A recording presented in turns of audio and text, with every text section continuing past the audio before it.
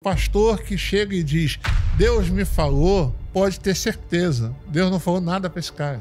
Na história da humanidade, sempre que juntou poder religioso e poder político, deu merda. Sempre. O guru dos evangélicos é Jesus? Deveria ser, quem dera fosse. Finalzinho da década de 80 já havia assim, um pequeno burburinho de que precisamos de um presidente evangélico. Final da década de 80. Tem que ficar muito atento. Damares e Michele são perigosíssimas, são figuras muito perigosas nesse jogo político. Jesus, ele é sempre retratado louro, de olho azul. Jesus era, no mínimo, marrom. Eu vivi para ver católico dizer que não se sente representado pelo Papa. A ideia de perseguição é uma ideia muito bem-vinda para o cristão. Agora, eu te vendo assim, cara, fisicamente, você lembra um pouco o Padre Kelmon, né? Não, eu faço não. Só fisicamente, né? Pô, nem de longe.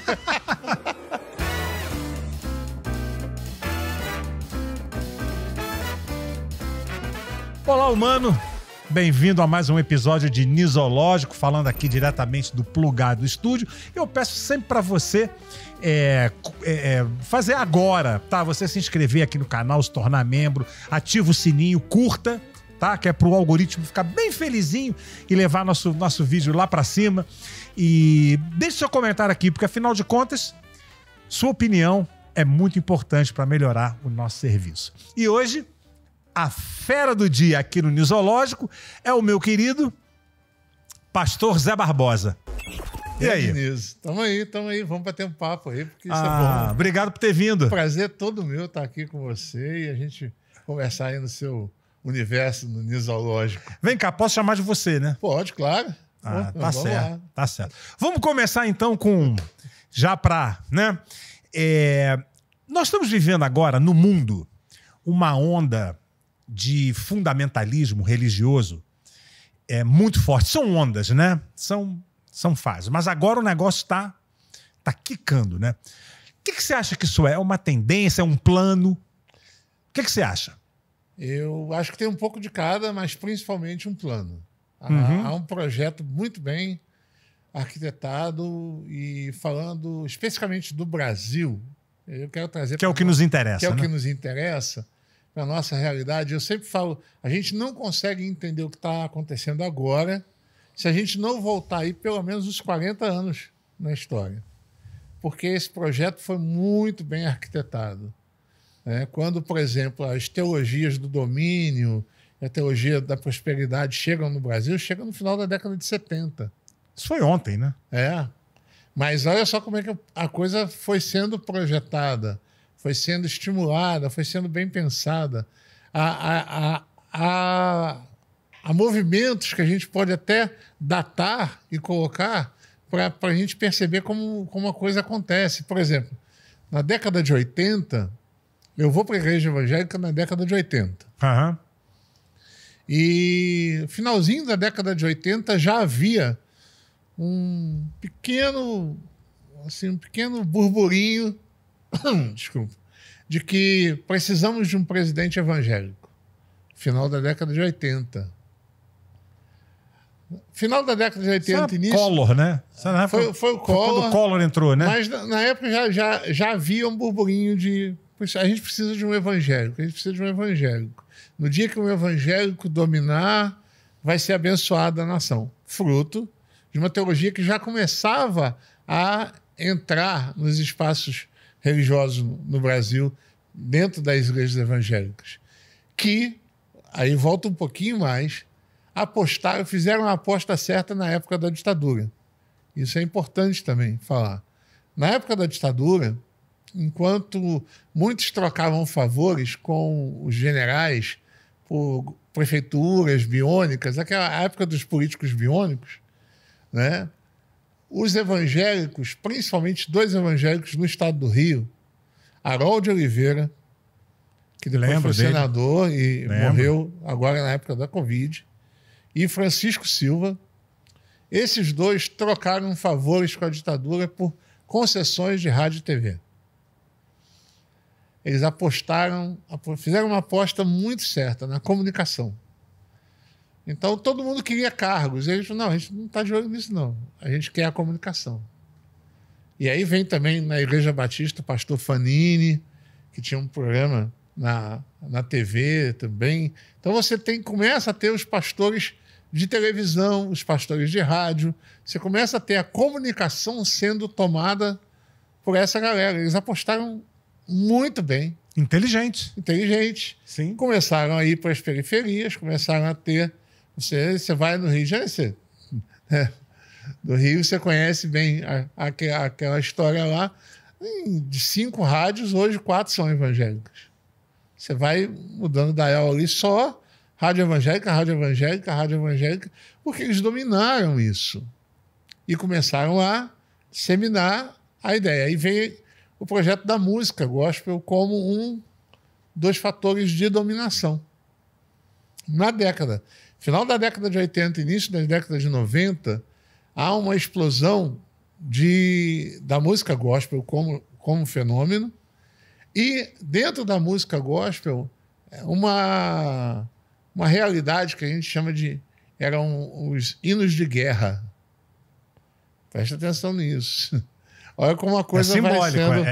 Então, os cânticos de guerra, que você pega ali os cânticos da década de 90, principalmente no começo da década de 90, vão ser assim: nosso general é Cristo, Jeová é um homem de guerra, vou cavalgar e vou vencer, Jeová cavalga e vence, eu vou expor os meus inimigos, eu vou atravessar os meus inimigos, vou perseguir os meus inimigos. A ideia de eu estou em guerra, essa guerra é contra o mal. E o que é o mal? Tudo aquilo que não é da minha igreja. Sim. Então já começa a estabelecer tudo isso que a gente está vendo hoje, né? Que a gente fala, essa polarização, isso já está lá atrás sendo muito bem arquitetada, elaborada, até a gente chegar num momento em que todos esses inimigos vêm a público, e aí você fala, tá vendo? A igreja está sendo perseguida. E a gente precisa lutar contra. É um projeto muito bem articulado. A vitimização, né? E entra a vitimização, né? Porque, vamos lá, o cristianismo lá no seu começo é um movimento periférico, é um movimento de minoria e é um movimento perseguido. Sim. Perseguido por um império. Sim. Então, a ideia de perseguição é uma ideia muito bem-vinda para o cristão. Pega na essência, Pega né? na essência. É uma ideia muito bem-vinda, é uma ideia muito gostosa. Estou sendo perseguido. Tem gozo, né? Porque assim... Você pega Jesus falando: bem-aventurados são vocês quando são perseguidos por causa do meu nome. Só que ali tem um detalhe que eles não gostam de falar, né? E mentindo disserem todo mal contra vocês. O que se diz hoje da igreja evangélica, o que se diz hoje até desses padres, né? Alguns que a gente tem visto, não é mentira. Então, ali está falando de uma outra coisa, ele não está falando dessa perseguição causada, né? E eu, assim, por exemplo, você pega pastores como o Malafaia. É um cara que ele provoca a reação, e quando a reação vem, ele diz: estou sendo perseguido. Malafaia é super astral, né? Cara assim, super... super amoroso nas palavras. Fofo, né? Né? Tá sempre muito suave nas suas palavras. Sim, sim. Então, ele é um cara que provoca, que bate. Exatamente. E aí o pessoal reage, e aí fala: estou sendo perseguido por conta do evangelho. Não, ele não está sendo por conta do evangelho. Ele está apanhando porque é misógino, porque é babaca, porque ele é ganancioso, por um monte de outras coisas. Milionários, sabe-se lá como. Então, assim, e o que está sendo falado não é mentira. Então, isso não cabe nas bem-aventuranças de Jesus. Uhum. Mas eles vão pegar. Então, o discurso da perseguição é um discurso bem-vindo. Então, a gente tem que ver que a gente tem todo um projeto muito bem construído para o que a gente chega hoje e vê, por exemplo, como a gente viu em 2018, chega lá o Bolsonaro e taca um versículo bíblico como lema da campanha. Olha isso, cara. Quando é que a gente teve no Brasil um versículo bíblico lema de uma campanha política, de presidente? E aí o pessoal se sente, chegou a hora. Chegou literalmente o Messias, né? Como o Messias. E para desgraça nossa, o cara ainda tem o Messias no nome. Mas é por isso que eu falei literalmente. Literalmente. Então, assim, aí o pessoal faz. E o pior é que eles fazem essa conexão. É um enviado, ele é um. E aí você vê a Damares, né? Que hoje, eu digo sempre assim, a gente tem que ficar muito atento. Damares e Michele são perigosíssimas.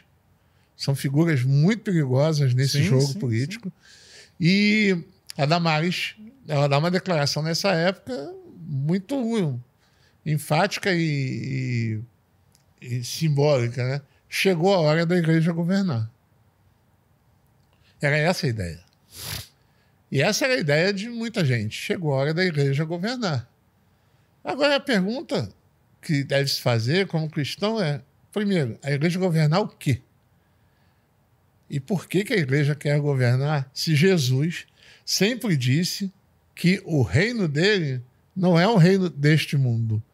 Ou seja, o projeto de Jesus nunca foi um projeto de poder político. Nunca foi. Sim. Então, chegou a hora da igreja governar. Como? Se isso nunca foi o projeto de Jesus. Uhum. Então, são essas perguntas. Mas só que essa costura já foi muito bem feita. A teologia do domínio, que é perigosíssima, que diz que a igreja tem que ocupar os espaços de poder. E não só assim, ela determina quais espaços. Então, ela vai dizer, por exemplo, da cultura. Então, essa explosão de cultura gospel, e não só da cultura gospel, como hoje você vê a cultura gospel querendo tomar espaços que nunca foram dela, né? Um exemplo que parece bobo, mas não é, aquela polêmica que envolveu a Cláudia Leite, que pega uma música para Iemanjá e troca Iemanjá por Meu Rei Yeshua e fala, eu vou cantar isso aqui. Ou seja, você invade aquele espaço que não era até então da cultura gospel e diz, agora é meu esse espaço aqui. Então você tem o humor gospel, você tem o samba gospel, você tem... Então eles começam a entrar em várias... Uhum. E quando você vê, a coisa está toda tomada. Daqui a pouco tem o pornô gospel, né? Eu acho que já deve ter por aí. Já deve ter, né? Motel gospel eu sei que já tem. Ah, olha só. Né? Eu tenho um amigo que dizia assim, que se criasse um motel gospel, né? Ia se chamar Delícias do Paraíso, ou alguma coisa, Gozo Celeste, né? Alguma coisa desse. Mas... Ou então ungido com esperma, né? Ou qualquer outro tipo de unção. Mas é muito complicado porque você tem uma realidade muito perigosa. Então eles querem tomar o judiciário. Sim. Né? Agora o grande foco é o judiciário. Total. Porque já tomaram a Câmara, estão tomando o Senado, querem tomar o judiciário. Se eles tomarem os poderes, meu amigo, acabou. Acabou. É bem perigoso. É uma gileade, né? Fazendo ao conto da Aya, né? É aquela história ali. Como eles chamam, do evangelistão. Né? É um negócio bizarro, porque quem pensa diferente, e a gente vê as religiões de matriz africana sempre sofrendo, né? E principalmente as religiões de matriz africana por conta do racismo religioso. E aí você tem um problema seríssimo. Tem. E o Brasil é muito diverso, né? E eles esquecem disso, né? Sim. Não esquece, eles sabem muito bem. E né? acho que é pior, sabe por quê? Primeiro porque esquece da própria história. Quando o evangélico hoje quer tomar o poder e persegue alguém, ele esquece da própria história que ele foi perseguido. Jesus foi extremamente perseguido. Jesus foi perseguido. Os evangélicos foram perseguidos no Brasil, quando chegaram. Quando os evangélicos chegaram no Brasil, isso quando? No século XIX, 1800 alguma coisa, os primeiros protestantes que chegam no Brasil, eles são proibidos de construir templos. Por quê? Porque o Brasil tinha religião oficial. É bom a gente lembrar, o Brasil passa a ser Estado laico só a partir lá da primeira Constituição de 1891, mas até ali tinha uma religião oficial e não se podia construir templo religioso de outra religião. Não só isso, como cemitérios. Por exemplo, aqui em São Paulo a gente tem o cemitério dos protestantes, que é uma coisa interessante, que começa essa onda em 1844. Por quê? Porque não podia enterrar, só podia enterrar as pessoas nos cemitérios católicos. Uhum. E os protestantes? Eram meio que com os indigentes. Sei. Então, alguém vai lá e constrói um cemitério para protestantes. Então, é uma coisa que a gente tem aqui em São Paulo ainda. Ali atrás do cemitério da Consolação, você tem ali o cemitério dos protestantes até hoje. Cara, que loucura isso. É para enterrar a pessoa. Para enterrar. Mas por quê? Porque você tinha uma religião oficial. E quem é que luta para que o Brasil não tenha religião oficial? Os evangélicos e os comunistas. Que nessa hora, que é curioso, nessa hora vão ser parceiros de luta. Por um Estado laico. E quando se consegue o Estado laico, na verdade, só na teoria, que o Brasil nunca foi, nunca deixou de ser um país religioso. Né? Você tem a Constituição, você pega lá no STF, está um crucifixo. Ou seja, há uma hegemonia de uma igreja. Há uma hegemonia de uma fé, que é a fé cristã. E aí, seja católica, seja evangélica, ela está posta. E acho que a gente tem que lutar contra isso. E aí, trazendo mais particularmente ainda, como batista, de tradição batista que eu sou, os batistas têm como princípio fundante da Igreja Batista a separação de igreja e Estado. Interessante. E estou falando de 1612. É um tempinho, né? É um tempinho. Os batistas surgem em 1612 na Inglaterra, né? Amsterdã, depois da Inglaterra, e eles surgem com dois princípios fundamentais para os batistas. A autonomia da igreja local, ou seja, não há um papado, cada igreja é autônoma, e a total separação de igreja e Estado, porque eles queriam romper com a questão do Henrique VIII, da igreja anglicana, porque a igreja anglicana ela tem um fator interessante. A parte da reforma tira o poder do Papa, mas dá ao rei. O Henrique VIII, ele porque ele queria se divorciar, né? Isso. Para casar com a Ana Bolena, né? Ele rompeu, né? Ele rompe com o papado. Rompe com o papado, que o Papa na época era o cara, né? Ele mandava mais que o rei. Mandava mais que todos os reis. Todos os reis tinham que ser abençoados pelo Papa. E ele rompe e aí lança a igreja protestante. Como está a onda protestante, né? Henrique VIII se aproveita da onda protestante e traz aquilo para a Inglaterra. E fala, agora a gente é protestante, rompe com o papado, beleza, vou casar de novo, e faz aquilo tudo. Alguns mais tarde, aí depois disso tudo surge a igreja anglicana. Depois disso tudo, alguns separatistas, principalmente, que há uma outra reforma chamada reforma radical, que é uma reforma dos camponeses. Eles vão dizer, não, nem o Papa, nem o rei. A igreja tem que ser autônoma, a igreja tem que estar separada do Estado. Nesse grupo vão surgir os batistas. Sei. Então, o que eu acho que é fantástico, cara. A gente tem que separar. Com certeza. Na história da humanidade, sempre que juntou poder religioso e poder político, deu merda. Sempre. É impressionante. Me apresenta um caso onde juntou religião e política no poder, as instituições, e deu certo. Não dá. Você tem regimes absolutistas.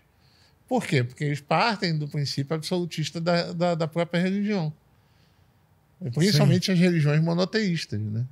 Que é uma outra questão que pode ser debatida a qualquer tempo, porque o monoteísmo, se eu sou monoteísta, tudo meu vai ser mono. Monoteísta é quando você tem uma crença... E um único Deus, só o meu Deus é verdadeiro. Entendi. Então, assim, qual é o problema das religiões? E são as três grandes religiões monoteístas, que hoje é o judaísmo, né, o islamismo e o cristianismo. Ou seja, exatamente onde está dando merda no mundo. Né? Agora, mata minha curiosidade uma coisa aqui. Os evangélicos, quem é o guru dos evangélicos? É Jesus? Deveria ser, quem dera fosse. Mas eles... Deveria ser. Porque os evangélicos, como não tem um papado... Entendi. O protestantismo é exatamente isso. O protestantismo rompe com o papado. E aí começa. Só que algumas igrejas vão ter os seus sínodos, vão ter alguns líderes. Sim. Né? E há respeitos, mas não é a mesma coisa que o Papa. Sim. Ainda que haja essa liderança, você vai pegar o sínodo de uma igreja, você vai pegar o presbitério, uma igreja presbiteriana, por exemplo, que tem lá o seu presbitério, tem um presidente, tem alguém que está ali assim. Sim, mas sim. Ele não é ali um vigário de Cristo. Sei. Ele é apenas o líder daquela organização. Entendi. Ele não tem essa prerrogativa que na Igreja Católica existe, da infalibilidade papal, por exemplo.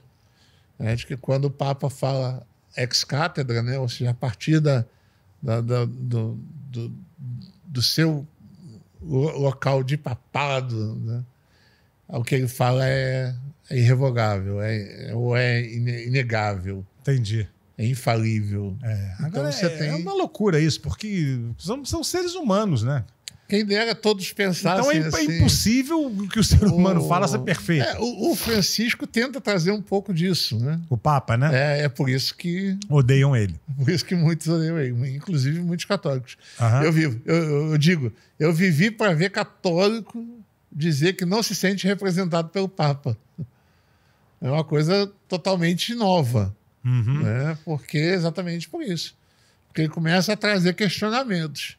Não, eu não sou... No dia que o Papa Francisco assume, e aquilo para mim é uma imagem que eu tenho até hoje, muito bonita, quando ele vai ali na janela, que ele é apresentado como Papa, e ao invés de ele orar pelo povo, ele fala assim, orem por mim, ali ele já quebra um paradigma. Um paradigma, ali ele já disse a que veio. Uhum. Ou seja, eu não sou superior a vocês. Sim, eu sou apenas um ser humano. Sou apenas um servo. Sim. Como deveria ser. A religião deveria sempre estar a serviço da humanidade. É o que Cristo disse. Eu vim para servir. Eu não vim para ser servido. A gente inverteu tudo. Então, os evangélicos têm isso. Qual é o lado bom? É que ninguém representa. Qual é o lado ruim? É que ninguém representa. Porque aí qualquer um tenta se passar como um grande representante. É o caso do Malafaia. O Malafaia tenta se vender como o representante dos evangélicos no Brasil. Mas ele não representa. Ele não representa. Né? E isso é bom. Agora, o ruim é que a gente também não tem alguém que possa dizer eu represento e vou contra. Não. Mas, ao mesmo tempo, isso é libertador. Eu posso dizer, Malafaia não me representa, assim como o Malafaia, se assiste um vídeo meu, esse cara não tem... Ele vai dizer... Ele deve te desprezar, né? Totalmente. Né? Entendeu? E aí, mas que bom, né? Que bom. Que bom. E eles usam muito... o ataque deles é sempre o mesmo, né? Eles tentam, como fazem com o Henrique Vieira, como fazem com o Caio Fábio, como fazem com o Ricardo Gondim. Isso aí não é pastor, não. Isso aí é pastor da Shopee. Sei. Né? Esses caras, assim, eles tentam sempre deslegitimar o nosso pastorado, né? a nossa luta pastoral. Porque, geralmente, com raras exceções, são igrejas pequenas, são igrejas menores, as nossas. A gente não tem, porque também, é óbvio, como a gente não tem a sede de poder, de dinheiro, e tudo que eles têm, a gente não vai ter a mesma estrutura deles. Sim. Porque ali dinheiro chama dinheiro, que chama estrutura, que gera poder, e eles vão fazendo na lógica de Tostines. Poder gera dinheiro, dinheiro gera poder. E a gente não, a gente é contra isso. Então, você chegar numa comunidade onde eu vou pastorear, onde o Henrique pastoreia, onde essa turma está, e você diz assim, não, aqui não tem essa coisa do dízimo obrigatório. Aqui oferta quem quer, e oferta para manter isso aqui. Não é aquela coisa de que você é obrigado a dar, porque senão Deus vai te cobrar. Sim. Ou dá porque você vai receber 10 vezes mais. Aham. Então não tem esse jogo. E quando não tem esse jogo, muita gente também não oferta. Então são geralmente estruturas menores. Aí eles pegam, tá vendo? Aí igrejinha pequena, é isso aí. Esquece que Jesus andou com um grupo pequeno, né? Sim, você andava descalço. Andava descalço, andava com a turma lá 12, que eram mal vistos. Jesus era chamado de comilão e beberrão. Aham. Volta e meia, Jesus estava numa festa. Ele era meio convidado. como um hippie, né? Ele era meio como um cara... Jesus estava ali, cara. É muito interessante a gente pensar, por exemplo, o primeiro milagre de Jesus, que é numa festa de casamento, né? Que é quando ele transforma a água em vinho. Sim. Ali já é interessante, né? Porque se Jesus fosse evangélico brasileiro, ele ia transformar vinho em água, né? Vou acabar com essa porcaria aqui. Quero ninguém Ou bebendo pegava o vinho para ele, né? Eu pegava vinho para ele e deixava água pro resto. Qualquer coisa assim. Mas a grande questão é, Jesus estava numa festa, cara. E festa de casamento daquele tempo judaico era festa de 3, 4, 7 dias. Uhum. E a galera... Era uma rave, né? Era uma rave. É mais ou menos isso. Era uma rave. Era uma festa que durava 7 dias. O pessoal dormia, no outro dia continuava a festa, dormia, continuava a festa, e ia, e a festa tá rolando, e vinho, e comida, e muita bebida. E Jesus estava na festa. E o que ele estava fazendo na festa? Ele não foi para fazer milagre, porque quando Maria chega e fala com ele, acabou o vinho, ele falou, não é meu tempo ainda. Então, o que ele foi fazer naquela festa? Ele foi estar na festa, cara. Foi bombar, foi. Ele foi pra festa, cara. Ele foi curtir a festa. Uhum. Então, Jesus é um cara que curtia a festa. Então, isso é muito, muito legal, porque você vê Jesus nas coisas do dia a dia que esses pastores hoje criticariam. Sim, sim. Só isso aí é um beberrão. Taresborne, né? Mas que tá os religiosos da época que mataram Jesus chamavam ele de comilão e beberrão. E isso está no texto bíblico. Sim. Tá lá, Jesus mesmo está falando, vem João Batista que não come, não bebe, porque é todo estoico, só come gafanhoto, mel silvestre. Aí os caras dizem, é maluco. Aí vem o Filho do Homem, que come e bebe, aí eles falam, é comilão e beberrão. Ou seja, esses caras, eles nunca estão satisfeitos com nada. Uhum. Tem que arrumar alguma coisa. Eles têm que arrumar alguma coisa, uhum. E principalmente para aqueles que incomodam eles. Né? Aqueles que botam o dedo na cara e dizem, você é safado, você é pilantra, você está enganando o povo. A única vez que Jesus perde a cabeça, assim, que ele perde a cabeça, que eu digo assim, que ele tem uma atitude intempestiva. Você não vê Jesus brigando com gay? Tinha gay na época de Jesus? Claro que tinha. É lógico, sempre teve. Óbvio, sempre teve. Mas você não vê uma palavra de Jesus em relação a isso. Você não vê uma palavra de Jesus em relação às mulheres que abortavam, que sempre aconteceu. Onde é que Jesus perde a paciência? É quando ele entra no templo e tem a galera explorando o pobre. Sim. Aí ele pega o chicote e tira a galera na base do chicote. Aí eu gosto muito uma palavra de um amigo nosso chamado Ronilson Pacheco, que ele fala que a gente está tentando conversar com muita gente que Jesus expulsou na base do chicote. Jesus! Então assim, tem gente que não é para conversar, velho. Tem gente que você não tem argumento. Entendeu? O que eu vou conversar com o Marco Feliciano?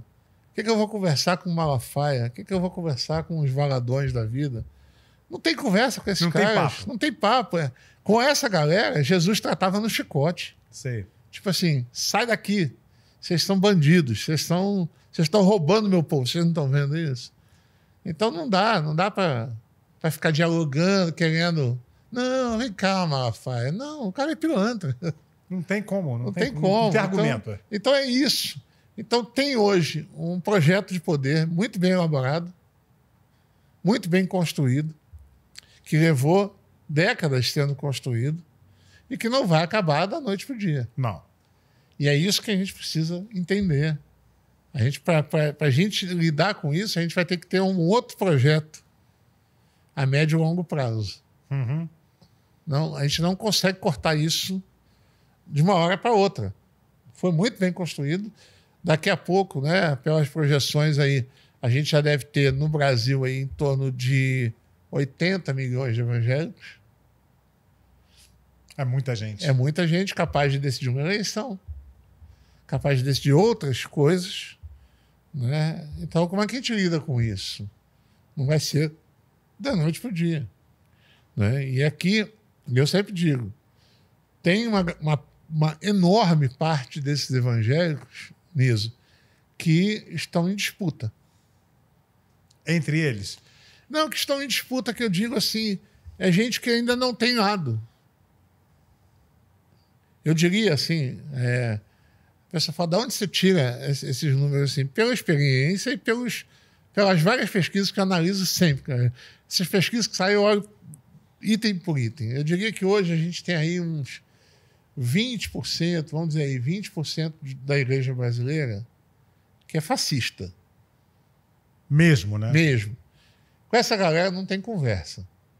Não esses nomes que você citou aí. Esses caras e aqueles rigorosamente como eles.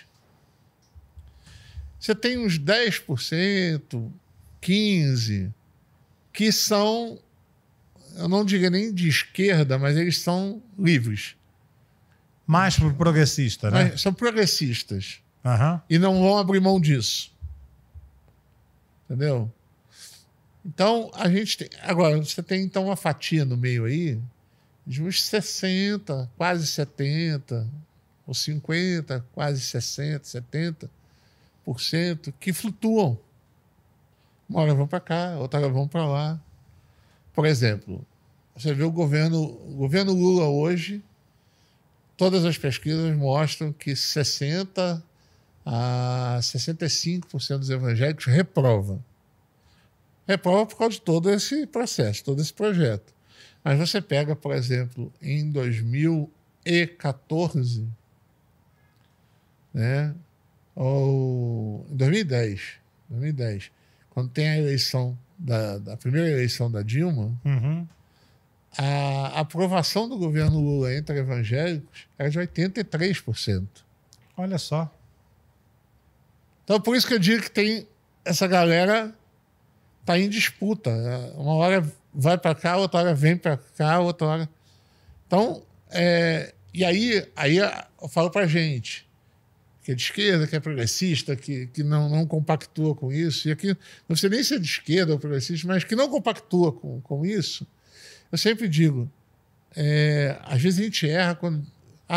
os evangélicos são... porque não pode generalizar, né? Porque quando a gente generaliza, a gente entrega tudo na mão do Malafaia. Sim. Aí é isso que ele quer. Porque quando você generaliza e fala, todos os evangélicos não gostam de Lula, tá vendo? Eu represento esses evangélicos. Evangélico não gosta... Não, não é. Você conversa com os evangélicos, você conversa com católicos, você conversa com essa turma e você tem às vezes... posicionamentos e novidades. Por exemplo, vou contar uma historinha rapidinho aqui. Eu fui uma vez, eu trabalho com o CEBI, é o Centro Ecumênico de Estudos Bíblicos, que reúne católicos, evangélicos do Brasil inteiro, uma turma boa. E eu estava morando em Belo Horizonte nessa época e eu fui para fazer uma palestra numa cidadezinha bem no interior de Minas, Iapu, o nome da cidade. Eu fui falar numa igreja católica. Aí você pensa, um pastor... Já começa um pastor falando numa igreja católica do interior de Minas. Só isso já era um fato... Bem transgressor, bem né? transgressor naquele momento. Tinha ali um auditório de 150 pessoas. E a gente estava falando, fazendo a apresentação do projeto do CEBI e tal, e de repente, não sei por que cargas d'água, tocaram no tema do aborto. E dentro da Igreja Católica, esse tema ainda é mais sensível do que na Igreja Evangélica. Porque a Igreja Católica tem uma voz unívoca. Né?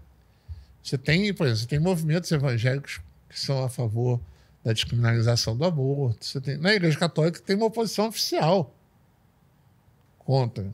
Uhum. E aí o pessoal, e aí, pastor, como é que é? Como é que você vê isso? E eu fiquei sabendo, eu estou dentro de uma Igreja Católica. Que situação, né? E eu falei, vocês realmente querem que eu fale sobre isso? Ah, queremos. Então, tá, então vamos conversar. E aí eu abri um parêntese enorme de quase meia hora naquela palestra para falar sobre a questão da descriminalização do aborto, o que que era, o que que acontece nos países onde houve a descriminalização, que o número de abortos caiu. Então, assim, você vai fazendo aquilo tudo. Quando terminou, eu lembro de uma senhorinha que devia ter seus 70 e poucos anos, agricultora. Ela falou, pastor, se é isso aí que o senhor falou, eu sou a favor. E o pessoal todo foi se manifestando da mesma forma. Agora, aí eu vi, tem salvação, tem jeito nisso aí. Primeiro, é o jeito como se fala. E outra, eu não desprezei em momento nenhum a fé das pessoas. E a gente, às vezes, comete esse erro. Ah, é uma fé burra, esse livro ultrapassado. É claro, a Bíblia é um livro datado. Sim, mas vamos com calma, porque é o livro da fé dessas pessoas. Foi escrito quando? A Bíblia foi escrita quando? A Bíblia ela tem um processo de escrita bem demorado. Ela começa a ser escrita, isso segundo, pelo menos assim, eu diria que 90% dos teólogos sérios, ela começa a ser escrita já no exílio babilônico. Então ali 600, 500 antes de Cristo. Antes de Cristo? Quando ela começa a ser escrita. Mas ela vai escrever uma tradição oral de mais de 4.000 anos.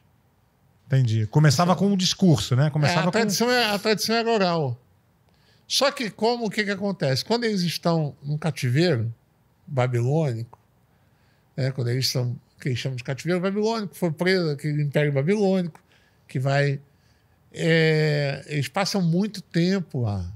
E as gerações começam a morrer.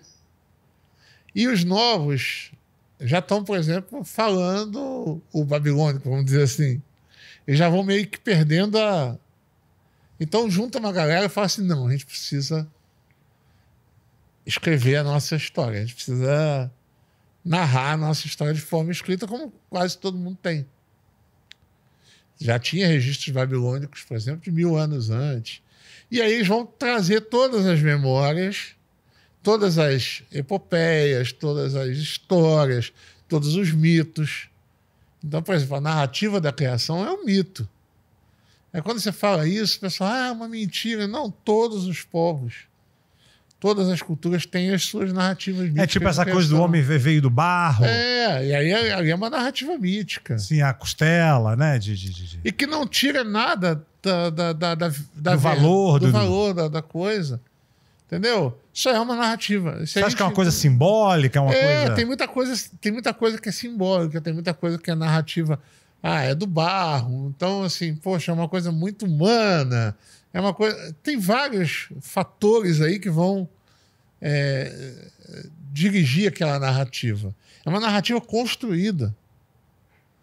Uma narrativa construída e construída já com, por exemplo, os irmãos Abel e Caim. Você tem aí uma narrativa ali muito interessante, porque um é agricultor e o outro cuida de rebanho. E aí o que é agricultor não é muito bem-vindo por Deus. Sei. Mas por quê? Porque o povo de Israel era um povo nômade. Era um povo nômade. O povo nômade não podia se dar à agricultura. Porque tá sempre... Eles estão sempre em movimento. Uhum. Então eles cuidavam de rebanhos. Então Sim. há uma narrativa meio assim, uma oposição entre cidade e o povo que é nômade. Ou seja, a nossa ideia não é ficar fixo num lugar. Aí até que vão rodar e vai ter... Não, aí começa a ter uma ideia de uma terra prometida. Mas isso tudo é uma narrativa. Isso tudo é uma narrativa bem construída. Uhum. Que não tira a beleza se a gente sabe ver o que está por trás da narrativa. Interpretar, então, né, aquilo. Então ela começa a ser escrita aí, e vai terminar a sua escrita mais ou menos ali no século II depois de Cristo. É muito tempo, né? É muito tempo, com narrativas sendo escritas, com interposições. A gente não tem, por exemplo, nenhum original do texto bíblico. Tudo que a gente tem são cópias de cópias de cópias.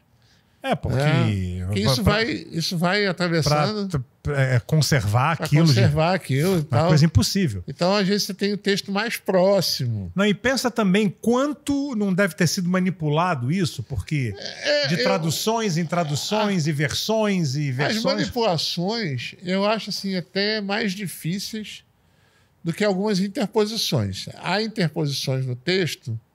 E aí é muito interessante que você tem Bíblias que tem até isso. Traz um texto, por exemplo, entre colchetes. Aí esse texto não consta nos manuscritos mais antigos. Sim. É um texto que provavelmente foi acrescentado depois para dar um significado. Porque você tem então você tem muita coisa no texto bíblico, palavras que você não sabe a tradução exata. Por exemplo, aqui dou um exemplo, já que é um dos textos mais usados, por exemplo, para combater a comunidade LGBT. Você tem uma carta de Paulo aos Coríntios, aí você tem lá uma carta dizendo que, em algumas traduções, tá? E aí você tem ainda o problema das traduções. Né? Como todo mundo diz, toda tradução é uma traição. Né? Então, você tem o problema da tradução, que aí vai dizer, na tradução em português, nem os efeminados, nem os homossexuais herdarão o reino de Deus. Só que essas palavras não estão lá no original. Eu quero te lembrar uma coisa, se você já produz conteúdo ou se você está querendo produzir, seja podcast, live corporativa, seja talk show, eu quero te indicar aqui o nosso estúdio, o Plugado Estúdio, que vai agregar demais ao seu produto. Aqui nós temos uma infraestrutura fantástica, como você está vendo aqui. Nós ficamos aqui na Vila Leopoldina e a gente pode te ajudar a fazer o seu conteúdo de forma muito profissional. Sim. Entendeu? Tem uma palavra lá, malakoi, que é traduzido como efeminado. Essa palavra, a tradução literal dela é macio. Sei. E aí pode ser o cara que fala macio, e aí pode ser o cara que fala macio. E ela já foi traduzida em outras vertentes como o enrolador. O cara que fala macio é o somebody love. É o cara que tem lábia, né? É o cara que tem... Mas pode ser o cara que fala mole, como um efeminado. Mas pode ser também o cara super educado, onde fala polida. São muitas interpretações. São muitas interpretações. Mas não quer dizer efeminado. Não quer... Mas vão lá, por quê? Porque há uma intenção política na tradução. E a palavra que é traduzida como homossexual é pior ainda, porque ela é uma palavra... Ela é um neologismo de Paulo. Ou seja, só tem essa, arsenokoitai. Essa palavra, no grego, ela só aparece nessa carta de Paulo, em nenhum outro registro grego. Uhum. Olha que loucura. Aí pegaram ali, né? Os caras pensaram uma... Aí, arsenokoitai, que literalmente seria o coito do homem, mas não quer dizer que é o coito do homem. O outro homem não quer dizer que... Só está dizendo coito do homem. Mas vão pegar... E aí vão pegar aquilo e vão traduzir. Então, quer dizer, há uma tradução mal feita e muitas vezes criminosa. Já feita para atingir... Porque você tem traduções antigas que vão dizer que esse arsenokoitai, por exemplo, é o devasso. Sei. É o cara que sai comendo todo mundo. E que pode ser também. Então, olha só como é que uma palavra ela pode ter vários significados e dentro disso, por que você escolhe aquela? Aquele significado, né? Aquele significado, naquela tradução. E aí qual é o trabalho mais sério do tradutor? Seria voltar na sua época e tentar entender como aquele texto era lido naquela época. E aí você tem... Então é muito perigoso isso. Lidar com o texto bíblico é lidar com um texto muito delicado. Eu sou teólogo, estudo isso a fundo, gosto eu sempre estou lá, eu tenho o Novo Testamento em grego, eu abro, vou na palavra, tento ver a palavra original, tento entender o contexto da época, para poder daí trazer uma tradução. Mas as pessoas não pegam a Bíblia em português, acham que a Bíblia foi escrita em português. Muita ignorância. Né? E sai falando. Aquilo vira verdade absoluta, né? Aquilo vira verdade absoluta, sem questionar, sem entender a transição de tempo. Né? Por exemplo, a gente tem aí essa polêmica da semana aí do Frei Gilson. Eu estava aqui na minha pauta, Frei Gilson. Esse ser, cara. Engraçado que, pelo menos para nós leigos, ele é relativamente novo. Eu nunca tinha ouvido falar, né? Então, a gente não ouve falar, só que o cara tem 6 milhões de seguidores. Isso é muito sério. Entendeu? Esse é o problema. A gente não ouve falar, mas ele já tem uma bolha, ele já tem uma estrutura. E a gente pergunta exatamente de onde saiu isso. E a gente sabe que os algoritmos não funcionam tão livres assim. Lógico que não. Então tem muita grana rolando por trás disso. Tem alguma coisa acontecendo aí que faz isso chegar e gerar mais gente, né, seguindo o cara. E o cara vai falar que a mulher nasceu para servir o homem. A mulher nasceu para ser submissa. E que esse papo de empoderamento feminino é diabólico. Então, isso tudo a partir de um texto bíblico mal interpretado, que não olha o tempo, que não olha a realidade, que não olha a palavra, que não olha tudo. Pega o texto em português, esquece que entre o texto e hoje tem 2000 anos de diferença. Os conceitos, a cultura mudaram, completamente diferente. Mudou, a mulher assumiu. Sim, né? sim. E aí você querer dizer que... Mulher naquela época era proibida de sair de casa, né? A mulher não... ali a mulher não sai de casa. No contexto do Novo Testamento, a mulher já era... No Antigo Testamento nem contada era. Era muito engraçado. Você tem contagens no Antigo Testamento... Censo, assim, 5 mil homens e 3 mil cavalos. Sei. Contava o bicho, mas não contava a mulher. Olha só. A mulher não era contada. Mulheres e crianças não eram contadas. Se tivesse um incêndio, mulheres e crianças primeiro, não, né? Não. Jamais. Entendeu? Elas não eram contadas. Que doideira. Aí você vai trazer isso para cá e vai dizer isso aqui é certo? Porque a Bíblia dizia, né? A Bíblia... O problema é que a Bíblia não há... Aí que está... Eu estava antes, né, falando, nem tudo que está na Bíblia é bíblico. O que isso quer dizer? É que nem tudo que está narrado na Bíblia é uma ordenança bíblica. Sim. A Bíblia narra seu tempo. Claro. Não é que aquilo é um estatuto. Não é que aquilo é um estatuto, não é que aquilo legitime. Por exemplo, a Bíblia fala da escravidão. Por quê? Porque o regime da época era esse. Era normalíssimo. Era normal. Então ela vai falar do escravo, ela vai falar... E aí vai ter até assim, trate bem o seu escravo, não dê uma pena, tal. Olha só, tá até tentando humanizar. Não fala não tem escravo, né? Mas não fala não tem escravo. Aí você vai dizer, então, que hoje eu tenho que defender escravo porque na Bíblia tem... Não, mas tem gente que vai defender escravidão a partir da Bíblia. Sim. Tá aqui, tinha escravos e não tinha problema nenhum. Não tinha problema nenhum naquela época, velho. A gente evoluiu. Não, e tinha problema, né? Porque era um sofrimento do cacete. Não tinha problema. Não tinha dentro dos conceitos, né? Aqui, corrigir isso, né? Não tinha problema que eu estou dizendo. Naquela época não era visto como é visto hoje. Sim. Ainda bem que a gente evoluiu. Lógico. E a gente evoluiu e viu que a escravidão é uma porcaria. É lógico. E que deve ser combatida. E aí, pronto. Mas está na Bíblia. Aí nesse... né? É um azar da Bíblia. E a gente fala muito hoje, né? Nossa, humanidade, que como piorou, né? E tal. Mas, cara, melhorou, né? Melhorou. Pensa um pouco. A escravidão, holocausto, Inquisição. Holocausto, Inquisição. O movimento LGBT ter direitos. Sim. Né? As mulheres terem direitos. Sim. Coisa que não tinha. É porque agora também a gente sabe muito das coisas, né? Exato. Né? A gente é tudo esfregado na nossa cara. E né? aí a gente vai vendo. Então, assim, a gente tem que evoluir. E nesse tempo, aí tem o pastor Ed René, aqui de São Paulo, que esses dias fez uma declaração há um tempo, que a gente precisava atualizar a Bíblia, né, nesse sentido. E aí foi uma polêmica, a gente está Imagina. querendo Nossa atualizar. Mas é verdade. É lógico Que a gente tem que olhar e falar assim, e mesmo aquilo que a Bíblia diz, e que hoje a gente entende que não... Então, ó, valeu, Bíblia. Mas a gente vai tirar daqui o espírito disso. O espírito da Bíblia é a liberdade do ser humano. E aí a gente fica com Jesus.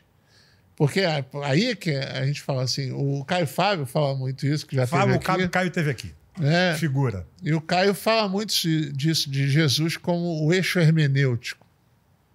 Ele fala, Jesus é o nosso eixo hermenêutico. O que isso significa? Significa que quando eu tenho uma polêmica, quando eu tenho alguma coisa, eu olho para Jesus e tento imaginar como Jesus trataria isso. Então eu vejo uma mulher que apanha do marido, que está lá submissa, e aí eu olho para Jesus, Jesus aprovaria isso? Pelo que a gente vê do Evangelho? Não, então eu fico com Jesus, porque ele, para mim, é maior do que o texto bíblico. Sim. Sim. Ele é maior do que o texto. Entendeu? Então é essa a percepção. Como Jesus trata... Por exemplo, o que Jesus falou dos gays? O que Jesus falou dos gays na Bíblia? Nada. O que isso significa? Que para ele era uma coisa indiferente, normal. Uhum. Se fosse importante, teria dito. Agora, aí volta lá. O que ele passa o tempo todo batendo? Ai de vocês, líderes religiosos que estão explorando o povo. Isso eles não falam. Né? Aí disso eles não falam. Uhum. Agora, eu, diante da minha ignorância, eu achava que a Bíblia era uma coisa que vinha do cristianismo. Não, vem do judaísmo. O que a gente chama de Velho Testamento, Velho Testamento, Primeiro Testamento, é a Bíblia judaica. Sim. Que eles usam até hoje, a Tanakh. Né? Então, esse é o livro, são os rolos judaicos. Uhum. Então, se você vai numa sinagoga, eles vão ter lá tudo. O cristão, porque entende que Jesus é o Messias, esse é o ponto de ruptura entre cristianismo e judaísmo. O judaísmo entende Jesus como um dos profetas, legal, mas não o Messias. Sim. Respeita Jesus como um filósofo, um profeta. Respeita Jesus como um profeta, como alguém, mas ele não é o Messias. Como o cristianismo enxerga na figura de Jesus o Messias, então a gente tem o Novo Testamento. Sim. Que é uma nova aliança. Então você tem os livros do Antigo Testamento e mais os livros que falam da vida de Jesus, da obra de Jesus, da expansão da igreja. Então você tem isso aqui. Quer dizer, a Bíblia tinha que ter uma edição revisada, né? Vamos dizer assim. Essa edição revisada, na verdade, ela já, de certa forma, ela já está em Jesus. Só não vê quem não quer. Por quê? Porque, por exemplo, você pega esses caras, eles estão sempre indo lá no Antigo Testamento. Sim. Por quê? Porque lá o projeto era um projeto mais rei, poder.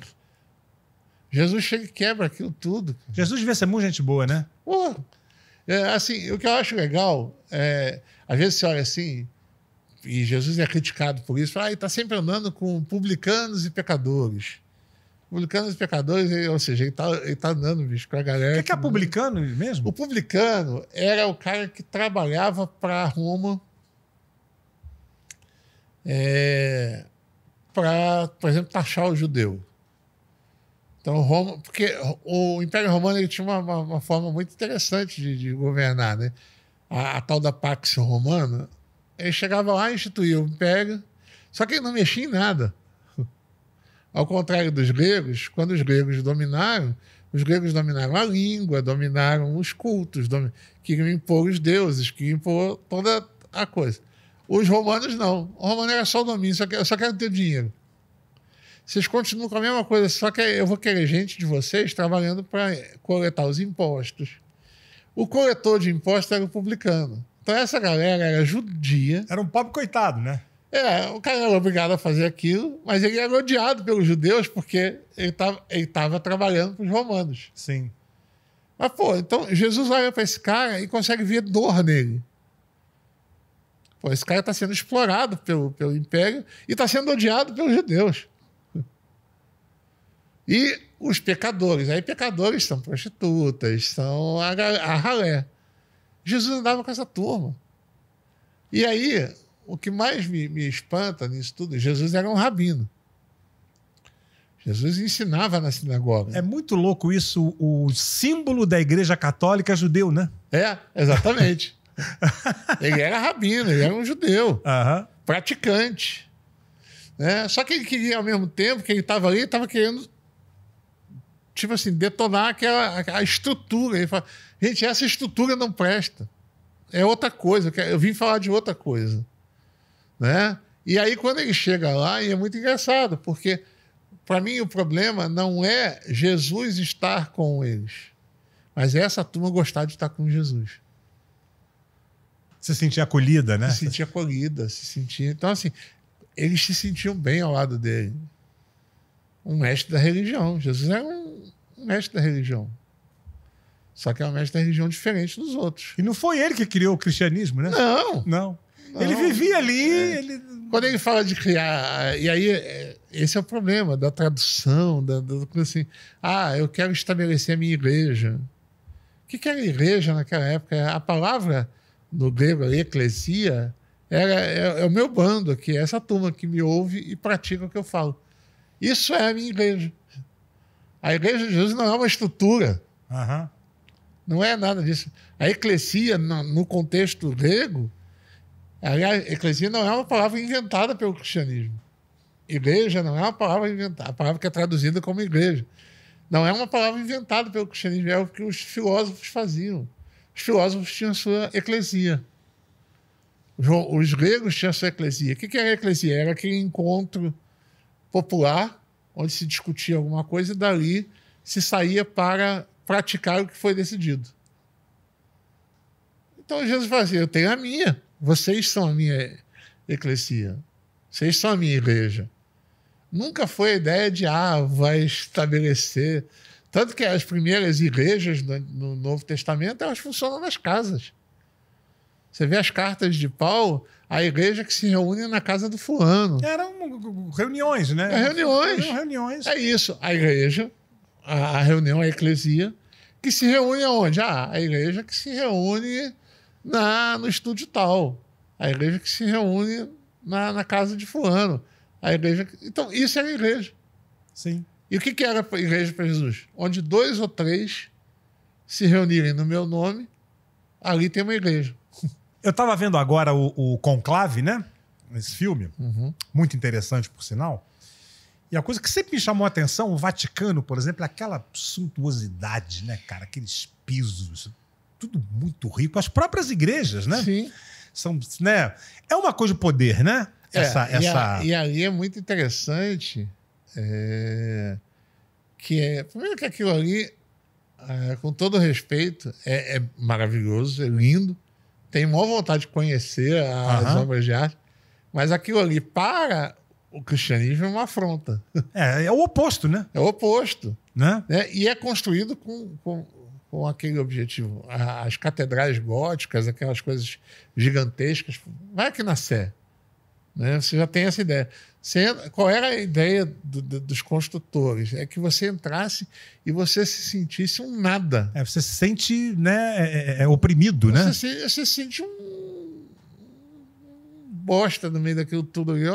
Olha a suntuosidade disso e olha para mim aqui. O que eu sou diante disso? Eu sou um nada. Essa era a ideia. A construção era para isso. Ou seja, há um objetivo perverso. Que não é o objetivo de Jesus. Jesus é acolhedor. É o contrário, era um cara super do bem, gente vem boa. Vem pra cá, quero abraçar. Ele abraça as crianças que não eram contadas. Ele ouve as mulheres que não eram ouvidas. Ele toca nos leprosos que eram intocáveis.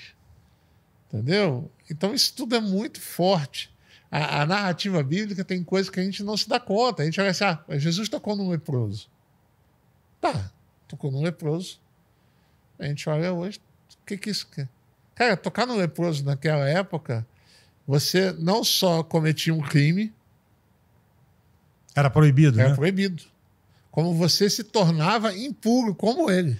Porque a hanseníase é uma doença contagiosa, né? Contagiosa. Né? Então, se você tocasse no leproso, além de você ser punido, você também era recluso por 1 semana.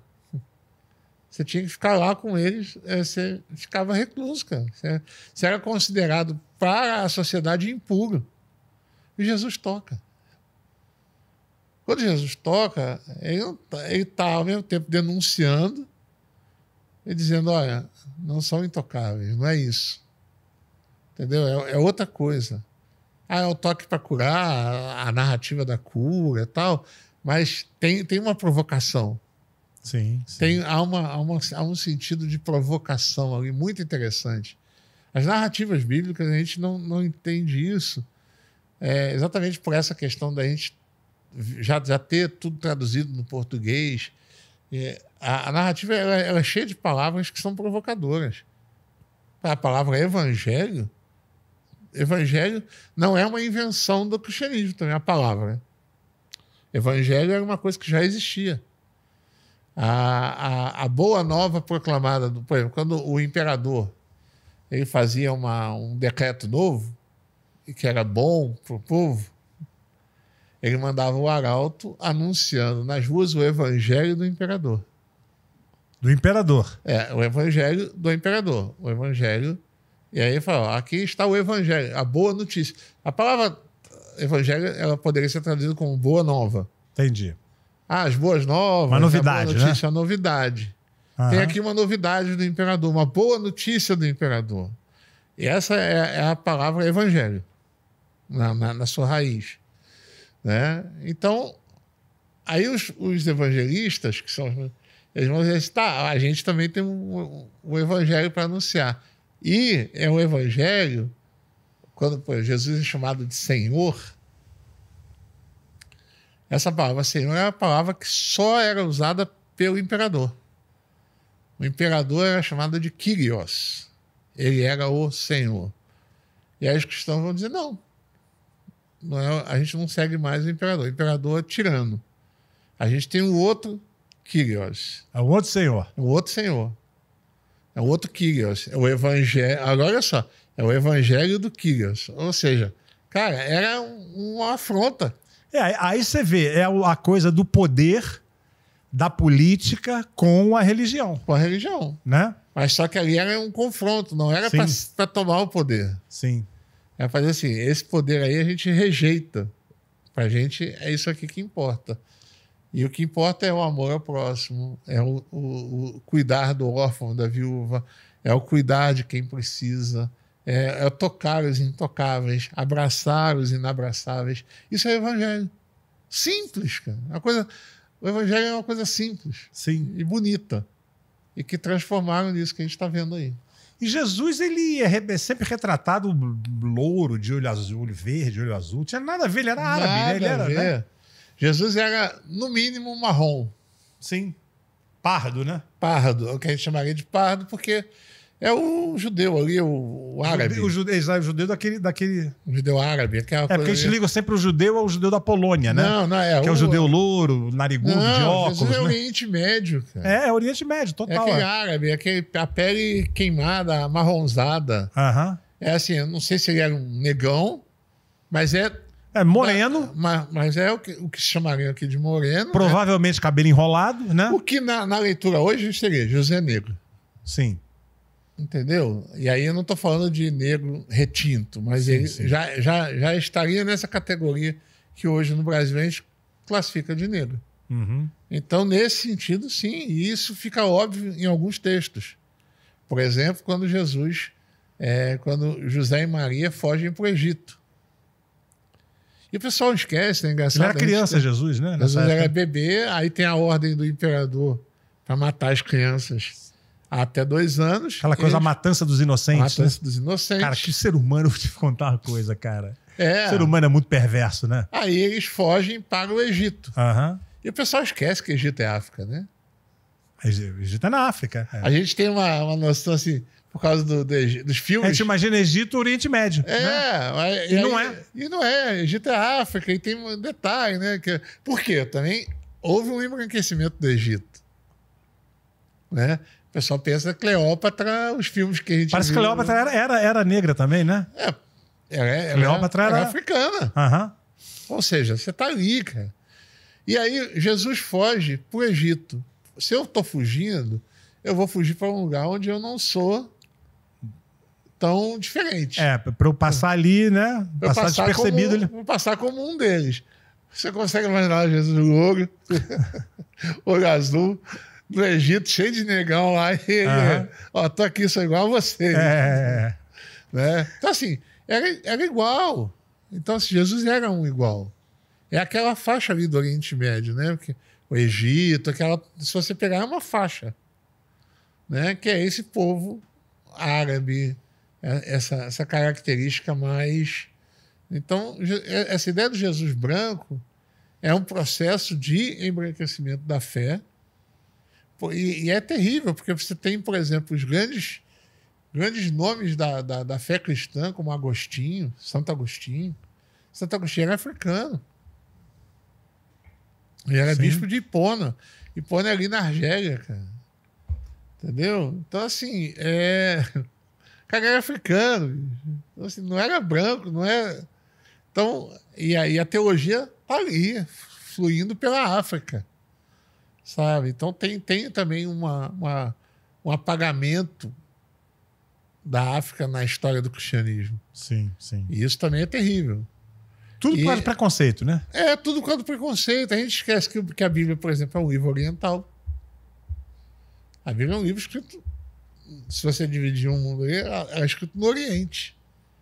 Ou seja, ela tem toda uma tradição oriental na escrita, na palavra, nas histórias, as epopeias. Por exemplo, você tem a Arca de Noé, é um mito babilônico, da epopeia de Gilgamesh. Você acha que existiu mesmo a Arca de Noé ou uma coisa simbólica? Para mim é uma coisa simbólica.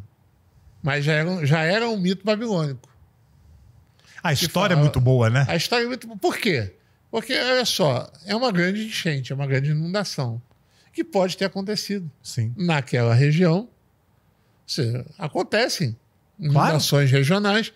Só que, olha só, aí que tá. Como a gente tem que entender o mundo como as pessoas viam naquela época. Naquela época, as pessoas viam o seu lugar como um mundo. Eles não tinham ideia da dimensão do mundo. Eles não tinham ideia. Então, assim, choveu, inundou a terra. Eu estou mentindo? Não. Eu estou contando o que eu estou vendo. Lógico, para ele a terra é só aquilo. Para ele a terra era só aquilo ali. Então, inundou toda a terra. Não há mentira no texto. Sim, há uma interpretação da época. Há uma interpretação da época. Ou seja, o lugar que eu vi aqui inundou. E alguém, vai que um cara construiu um barco e sobreviveu. E botou um bicho de cada... um casal de bichos. Botou os bichos lá, e aí dali você cria uma... Imagina o cheiro daquela arca. Meu Deus do céu. Né? Você cria uma ideia a partir daí, e essa narrativa vai evoluindo e vai. A epopeia de Gilgamesh era escrita 1000 anos antes do primeiro texto bíblico. E já tinha essa ideia, já tinha a narrativa da arca. Um cara que construiu a arca numa inundação. Só que aqui, lógico, eu vou mudar os personagens, o Deus vai ser o meu. Então, você só tem isso de mudança. Né? Mas você tem uma carga cultural vindo da Babilônia. Você tem cargas culturais vindas de outros lugares. Então, a Bíblia é esse emaranhado. É essa coisa construída. Sim. E que não tira a beleza. Aí que tá, que o pessoal fica assim, então se não foi verdade, eu vou rasgar minha Bíblia. Não é isso. A gente tem que olhar o que está por trás daquilo.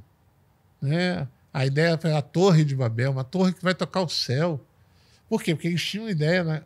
Olha que interessante. Eles tinham uma ideia naquela época de que o céu era uma coisa do tipo... aquele filme do Jim Carrey. O Show de Truman. Eles tinham uma ideia daquilo. Como se tivesse uma cúpula... E que você tocava. E que era mais perto do que eles imaginavam. Exato. Né? Então, assim, vamos construir uma torre que vai tocar lá. Entendeu? Então, bota tijolo aí para construir essa torre, meu amigo. Mas era uma ideia. Porque era a dimensão que as pessoas tinham. E aí, o que eles vão usar? Eles vão usar essa ideia como um mito para explicar a diversidade de línguas. Sim. Por que tem tanta gente que fala línguas diferentes? Porque uma vez tentaram construir uma torre para chegar lá e aí Deus ficou irado e dividiu as línguas. Ó, você tem uma explicação. Porque o que é o mito, na verdade? O mito é sempre uma explicação para aquilo que eu não estava lá, não vi e não sei explicar. Como é que surgiu o mundo? Eu não sei, não vi, não estava lá. Eu criei um mito. É por isso que a gente chama o Bolsonaro de mito, né? Que é uma coisa que a gente não consegue explicar, né? Não e que não consegue- existe, na verdade. Ali é... Mito não existe, né? É uma coisa, Pois é. né? Então é isso. Então é exatamente essa ideia. Agora, não tira a beleza, não tira. Pelo contrário, só me mostra cada vez mais a nossa humanidade no texto. Ou seja, olha como esse texto está carregado de humanidade. É, porque as pessoas usam como manual, como Exato. um estatuto onde você tem que seguir aquilo à risca, né? E ninguém consegue. Impossível, ainda mais que aquilo que você falou, são os valores da época, era diferente, era outro. A Sociedade era muito diferente. E há uma hipocrisia, né? Porque eu destaco textos que. Tá lá, o homem não vai se deitar com outro homem. Aí eu pego esse texto, não quero nem saber o que isso significa naquela época, trago esse texto para cá e digo, não. Só que o mesmo texto, no versículo seguinte, vai dizer que você não pode usar, por exemplo, 2 roupas de tecido diferente. Vai dizer que você não pode comer camarão. Vai dizer que você não pode comer carne de porco. E o pessoal continua comendo. Aham. Então, por que esse vale e aquele ali não vale? É quem disse, né? Que... Quem disse? Então, assim, É. eu escolho, é meu bel prazer.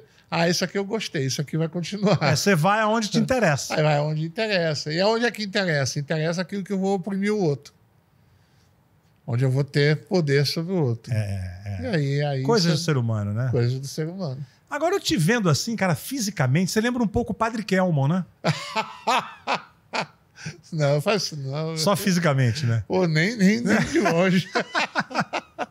Padre Kelmon é boa. Cara, surgem essas figuras, né, cara? Surge. O Padre Kelmon é uma figura, né, cara? Um Cara, é negócio inacreditável, né?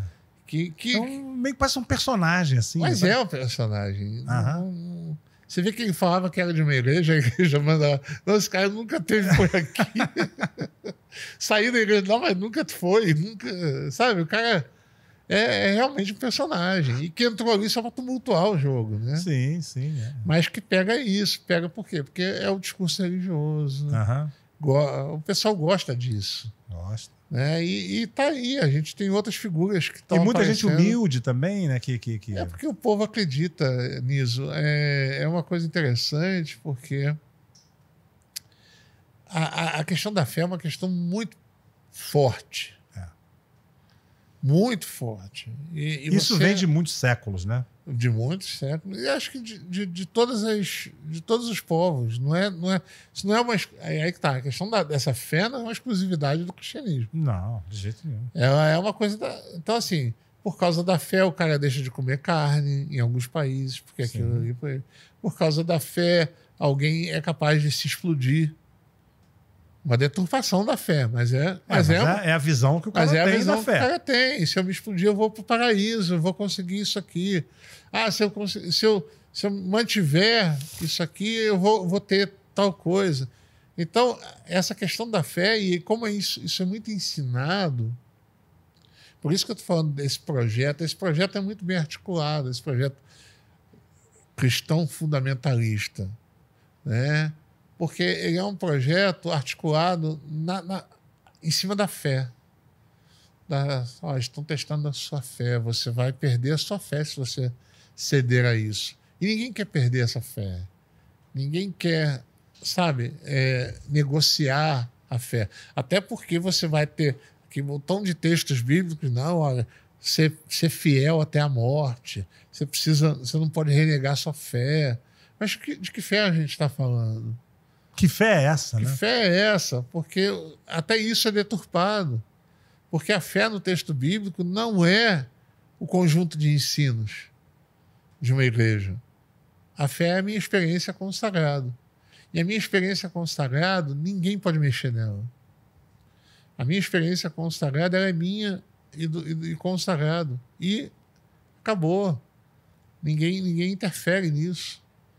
As igrejas tentam interferir, muitas igrejas tentam. Então elas tentam trazer a fé como se fosse A fé é aquilo que é ensinado ali na igreja. E aí o cara perde essa dimensão da experiência e passa a ter a sua fé, ela vira doutrina. Então o que é? A doutrina. Então eu tenho que obedecer a doutrina. Obedecer a doutrina é ter fé. Então, e o que é doutrina? Também é outra coisa deturpada. Aí a doutrina aí passa a ser aquilo que a igreja ensina, aquilo que aquele pastor quer. E aí vai dizer, ó, você vai desobedecer? E é aquilo que já te falei antes. Você tem ali uma questão que você chega para uma pessoa dessa, se eu como pastor chegar e falar assim, olha, eu acho que a gente deve votar no Lula. Eu acho que é melhor por isso, por aquilo outro. Aí o outro vai dizer, mas eu não acho. Eu acho melhor votar... Tá, beleza. Isso é uma coisa. Outra coisa, eu como pastor, e as pessoas estão ali dispostas a ouvir o que eu vou falar como um oráculo divino, e dizer, Deus me revelou que a gente tem que votar no Bolsonaro. Pois esse cara tá assim com Deus, esse né? Cara tá assim Deus me revelou. Deus me revelou, e a igreja passa a ter essa palavra como uma palavra inquestionável. Porque essa palavra não vem do pastor. Veio de Deus. Foi de Deus. Eu vou questionar Deus? Então, o pastor... E aí que eu digo, e não pensa em questionar o pastor, né? E não pensa... Você não vai questionar Deus, mas peraí, mas esse cara... Questionar o pastor, porque questionar o pastor seria questionar Deus. É porque ele é o porta-voz, né? Ele é o porta-voz. E aí é que tá. Então, aqui tem duas coisas que precisam ser faladas. Todo pastor é questionável. Todo. Como qualquer ser humano, né? Como qualquer ser humano. Todo padre, todo pastor, todo líder religioso tem que ser questionado. Isso é uma coisa. E outra, o pastor que chega e diz, Deus me falou, pode ter certeza. Deus não falou nada para esse cara. Entendeu? A nossa pregação é fruto de estudo. É fruto de labor. É fruto da minha experiência consagrado? Mas eu não sou um porta-voz. Entendeu? Eu não tenho essa... Como Deus se comunica com esse Entendeu? cara? E outra coisa, porque... E até no cristianismo, vamos lá, gente, o cristianismo quebra isso. E o cristianismo é exatamente dizendo, ó, Deus agora fala com cada um. Com todos. Da mesma forma, acabou. Não tem mais um... Na teologia protestante, evangélica, há um princípio que a gente chama de o sacerdócio universal. O que é isso? O sacerdócio universal significa todo mundo tem acesso a Deus. Todo mundo tem acesso a Deus. Então Deus não tem mais um canal especial. Na ótica evangélica é isso. Então, se um pastor fala, Deus falou comigo para falar para a igreja, já está errado. Porque ele está voltando naquilo que a gente já derrubou. Entendeu? Não existe mais isso. É ali, ó. Como é que você vê Deus, assim? Porque a gente vê Deus como um velho de barba, de uma túnica branca e um cajado na mão. Eu vejo Deus como o que falta. O que me falta. O que... Exatamente esse vazio daquilo que eu não sou. Sabe? Eu vejo Deus... se é que eu vejo a partir dessa coisa sobre esse grande enigma. Ele não fala contigo, né? Ele fala comigo o que eu acredito. Aí eu estou falando do que eu acredito. Ele fala comigo através de você, ele fala comigo através do outro, ele fala comigo através do mar, através de um pôr do sol, que eu olho e falo assim, cara, obrigado. É incrível, é incrível. Entendeu? Não, sei lá, eu vejo como uma grande força, né? Quem criou isso tudo, né, cara? Quem criou isso tudo? O mar, as nuvens, os minerais, os animais, a gente, a areia, Então, é isso que eu penso assim. As árvores. Então, assim, se existe, eu creio que exista, ele está para além de qualquer coisa que eu possa falar dele. Não sei se é um. Não sei se porque cada um vê o seu Deus, né? Então, assim, eu não sei se ele é um. Aí, que absurdo. Não sei. De repente são deuses trabalhando em equipe, né? Não sei. É uma equipe. De repente é mulher. Sim. Ou gênero. Não sei se tem gênero. Eu prefiro acreditar num Deus a gênero. Entendeu? Sem gênero. Quase o Michael Jackson, assim, não tem gênero, não né? Tem gênero. Você não vê ele gay, você não vê ele hétero, você não vê ele... É um ser. Um ser. Não sei se são muitos. Então, assim, porque seria muita arrogância minha. Cara, eu ser 1 em 7 bilhões a ter certeza de dizer, não, Deus é assim, assado. Pô, cara, é muita arrogância. É muita arrogância dizer assim, no meio de séculos, de milênios de história, de milênios, de milhões de religiões, de milhões de expressões divinas, a única religião certa é a minha. O único Deus certo é como eu vejo Deus. Cara, é muito arrogante. É muito pretencioso. Eu não vou ter... Cara, se eu tivesse a pretensão, acabou. E outra coisa, na hora vai que contra tudo, né? E na hora que eu definir, se eu consigo definir Deus, ele deixa de ser Deus. Porque ele passa a ser domínio. E é muito engraçado, aqui só para... Tem um texto bíblico muito interessante e que o pessoal inverteu para mim a lógica do texto. Pelo menos ao meu ver. Moisés, há um encontro de Moisés com o sagrado. O episódio da sarça ardente. Da quê? Da sarça ardente. Ah, tá. Moisés está passeando no deserto e ele vê um arbusto, uma sarça, pegando fogo. E ele acha estranho porque está pegando fogo e não se consome. Então ali ele para e fala, eu estou diante da divindade. E aí ouve uma voz dizendo, tira a sandália dos teus pés porque essa terra é uma terra santa. Provavelmente o Cid Moreira, né? Tira as sandálias dos seus pés. Né? E aí ele vai e tira. E aí é muito interessante porque na narrativa bíblica, a primeira pergunta que Moisés faz, quem quer saber assim, qual é o teu nome? Por quê? Porque na cultura judaica o nome definia as pessoas. O nome, por exemplo, Jacó, enganador. Abraão, pai de muitas famílias. O significado do nome. Tinha um significado, né? O nome tinha um significado. Então o nome definia o caráter, o nome definia quem era a pessoa na história. A gente quer contar a história aqui de Jacó. Jacó, enganador. Opa, vai contar a história de um cara que engana. Vou contar aqui a história de Abraão. Abraão, pai de muita gente. Então isso era... E aí Moisés, que o nome significava salvo das águas, né? Ou seja, o nome já era o significado da própria vida da pessoa. Moisés fala assim, qual é o teu nome? E a resposta é muito boa. Porque a resposta no original hebraico, a ideia é, eu serei o que eu quiser ser. Não tente me nomear, não tente me rotular, cara. Eu serei o que eu quiser ser. Essa é a resposta. Eu serei o que serei. Bonito.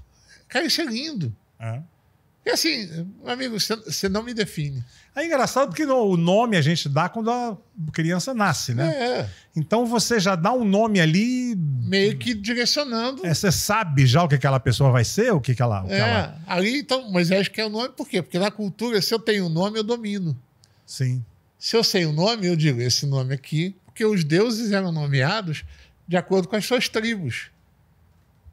Né? E o pior é que eles vão pegar isso aí depois e vão transformar isso num nome. O grande eu sou. Sabe? Mas não é nome, gente. É o não nome. Então, assim, o nome de Deus é o não nome. Eu serei o que eu quiser ser. Ou seja, eu vou... Cara, não tenta me definir. Isso vai dar merda. Não, mas pelo nome, né? Ainda mais pelo nome. Então, assim, não interessa meu nome. Não interessa o meu nome. Você quer agradecer, agradece ao universo, agradece a quem você quiser. Eu vou estar lá. Eu vou ser isso, eu vou ser aquilo que você quiser nomear. E eu acho isso muito forte. Eu acho isso muito bonito na história. Mas a gente quer sempre encaixotar. Qual é seu nome? Naruto 17RJ, né? Exatamente. E aí vai, cara. Você acha que a Igreja Católica tá tendo um declínio, assim? Tá menos fiéis? Cristofobia? Não, cristofobia não existe no Brasil. Essa cristofobia, eu morro de rir quando eu ouço esse termo, né? É engraçado, eu estava pesquisando aqui pra gente conversar e vi esse termo e foi estranho, assim. Porque assim, é isso que eu tô falando. Eles estão querendo emplacar um discurso de que a igreja está sendo perseguida no Brasil. O Brasil está tendo cristofobia. Não está tendo cristofobia. O Brasil está tendo igrejofobia. Concordo. Porque essas igrejas aí são realmente nojentas. Queima o filme, né? Queima o filme. Como diz o meme lá, Jesus é legal, mas o fã-clube acaba Não, com... porque a gente, quando se fala em crente, né? Logicamente que tem muita... Exemplo aqui, muita gente legal. Mas se tem a imagem de gente enganadora que está ali para tomar o dinheiro do povo. Exatamente. Os caras enriquecem cara, quando eu sou usando a fé de gente humilde, de gente... E olha, isso até no meio da esquerda. Às vezes, quando eu dou uma entrevista, falo lá na fórum, ou alguma coisa assim, aí já vem assim, pastor, tá rico, tá cheio. Pô, cara, se o pessoal soubesse quanto eu ganho por mês, E outra coisa, eu não ganho de igreja. Nunca recebi dinheiro de igreja. Então, assim, já começa por aí. Entendeu? Então, aí, mas assim, pastor, o cara tá cheio da grana, o cara tá... Olha, Niso, sem medo de errar, 80% dos pastores no Brasil são pobres. Pobres. Imagino. Entendeu? Agora, o pessoal vê o Malafaia e acha que todo mundo é Malafaia. E o Malafaia é Malafaia porque tem um monte de pastor pobre, que explora até esses. Entendeu? Então, assim, ele depende dos pobres para... o capitalismo, né? Pra você enriquecer tem que ser um monte de pobre. Tem que ser pobre. Então, a maioria vai ser pobre. Entendeu? Então, isso acontece muito. É muito curioso essa relação. Mas a questão da cristofobia é essa. E o catolicismo, ele entra em declínio. Ele entra em declínio por vários fatores. Né? Ele entra em declínio porque ele não tem... E aí, com todo respeito aos irmãos católicos, mas, por exemplo, até a década de 70... E até hoje, em alguns lugares, ainda tem os pastores que rezam a missa, por exemplo, em latim e de costas para o povo. E tem gente que defende isso. Então, era uma religião meio distante da própria massa que estava ali. Na explosão das igrejas pelas periferias, todo esse projeto de comunicação das periferias através de rádio, de TV, que começa a explodir. Você vai numa igreja evangélica, geralmente quando acaba o culto, o pastor está na porta cumprimentando um por um. Ele sabe o nome das pessoas. As pessoas se ajudam, criam uma rede de ajuda. E na igreja católica, você tinha aquela coisa do católico... O cara vai para a missa, acabou a missa, ele vai para casa, ele não tem uma rede. Entendi. Isso foi fazendo diferença. As pessoas foram... E na igreja evangélica há um ímpeto missionário que não tem na igreja católica. Né? Você não vê um pregador católico na praça, com a Bíblia aberta, fazendo aquilo. Aí você vê vários evangélicos fazendo isso. Há esse ímpeto, há essa coisa de ir para as periferias. A igreja católica ela sempre foi uma coisa muito centralizadora. Você vai numa igreja, tem uma igreja central e todo mundo tem que ir para lá. Ela não vai. Ela não vai, exatamente. As pessoas têm que vir. A igreja evangélica mudou essa dinâmica. A igreja evangélica vai. Então, o cara tem uma igreja na esquina da casa dele. Onde o pastor sabe o nome dele. Onde as pessoas sabem o nome dele. Onde ele ganha uma certa dignidade. Porque aí, principalmente o povo mais pobre, o povo mais... que naquele domingo veste um terno. pessoal critica, eu também eu tenho minhas críticas a isso. É uma violência para mim isso num país tropical.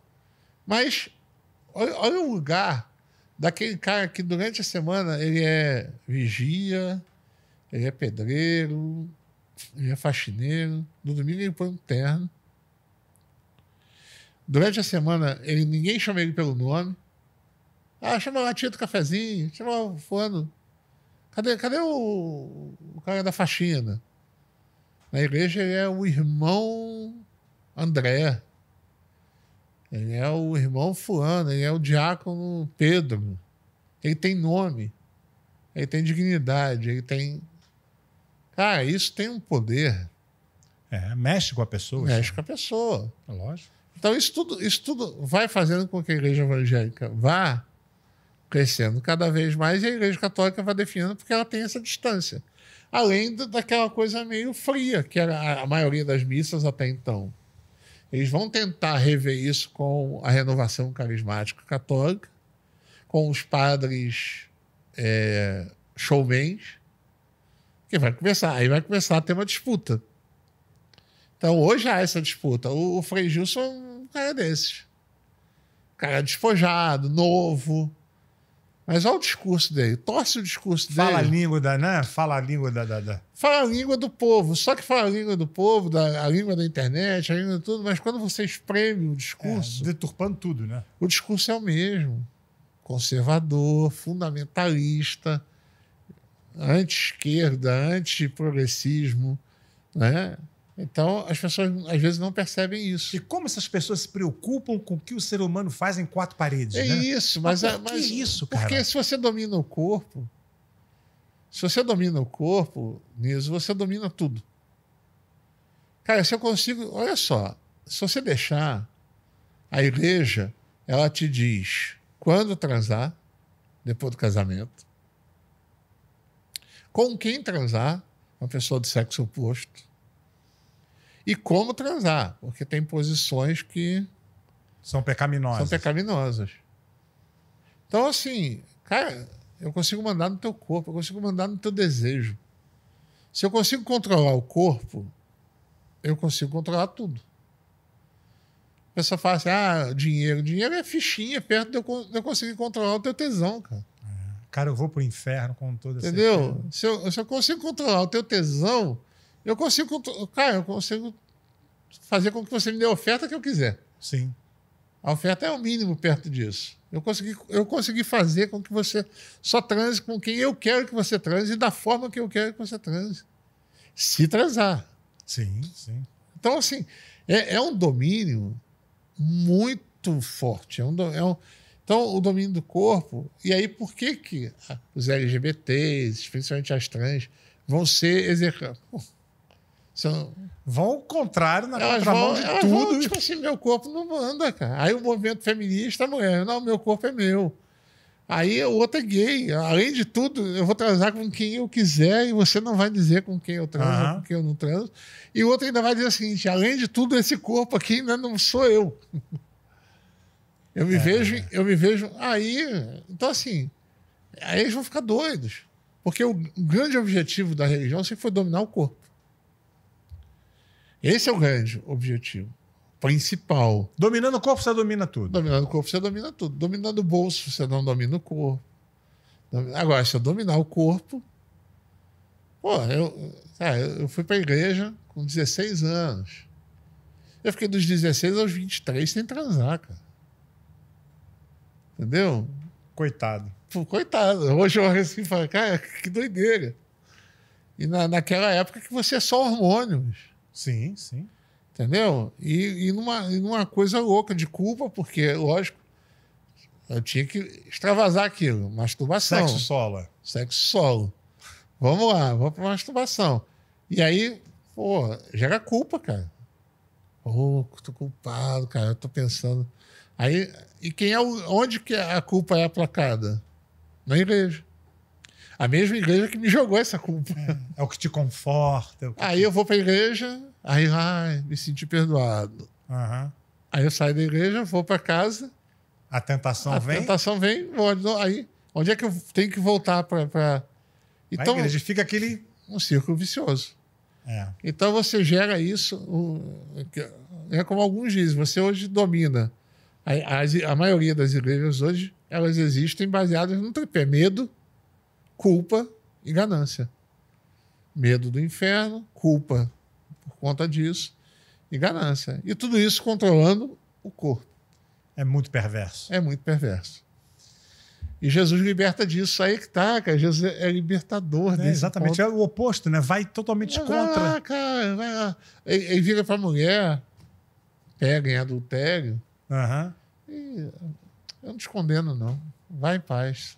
Só não vacila de novo. E ali acho que é muito engraçado, porque o pessoal pega assim, não peques mais. Oh, tá vendo? Ele dá uma... Não.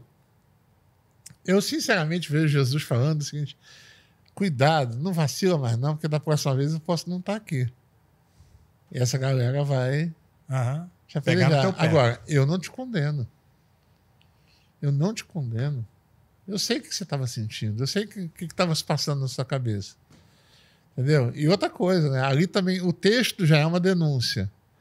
Porque ninguém adultera sozinho, né? É um trabalho em equipe, né? É um trabalho em equipe. E só tá a mulher ali, né? Para ser apedrejada. Cadê o cara? É. Pela lei, o cara também tinha que estar ali sendo apedrejado. Sim, sim. Mas só tá a mulher. Então, há uma denúncia nesse texto muito interessante. E ele fala assim, ó, quem nunca pecou, quem nunca fez isso aqui, que atire a primeira pedra. E é interessante que o texto bíblico é muito, muito curioso, porque ele tem uns detalhes, cara. E vai assim, e dos mais velhos aos mais jovens foram saindo. Os mais velhos que já tinham feito aquilo. Sim, os mais velhos primeiro, né? Os mais velhos primeiro. Foram os primeiros a fugir, né? Os primeiros a fugir. E depois os mais novos foram... Então é muito interessante isso. É, bem interessante mesmo. Vai trazendo assim, pô... E aí, ué, cadê a turma que estava te acusando? Aí falou, não tem mais ninguém. Todo mundo vazou. Aí foi, eu também não te condeno, não, vai lá. Só não vacila, não, porque da próxima vez pode ser que Eu não vou estar aqui. eu não vou estar aqui, aí vai ficar feia a coisa. Pastor Zé Barbosa, que prazer tê-lo aqui. Prazer todo mundo. Muito bom papo, hein? Muito bom. Pastores, eu gosto de pastores aqui, faz o meu trabalho mais fácil, né? Vocês falam, é uma maravilha, porra. O pastor fala, né, rapaz? Nunca Não, mas tá certo, porra. Tá. Ah, que bom, cara. É um prazerzaço estar aqui. Né? Pô, tá falando assim, cara, eu tô... E aí, lógico, né? Não menosprezando você é um baita ator e tal. Mas, cara, é o filho do Chico Anísio. Pra mim ainda tá aqui essa coisa que pra mim foi o maior gênio do humor brasileiro. Obrigado, porra. Então, assim, é uma honra, cara. É uma honra enorme estar aqui.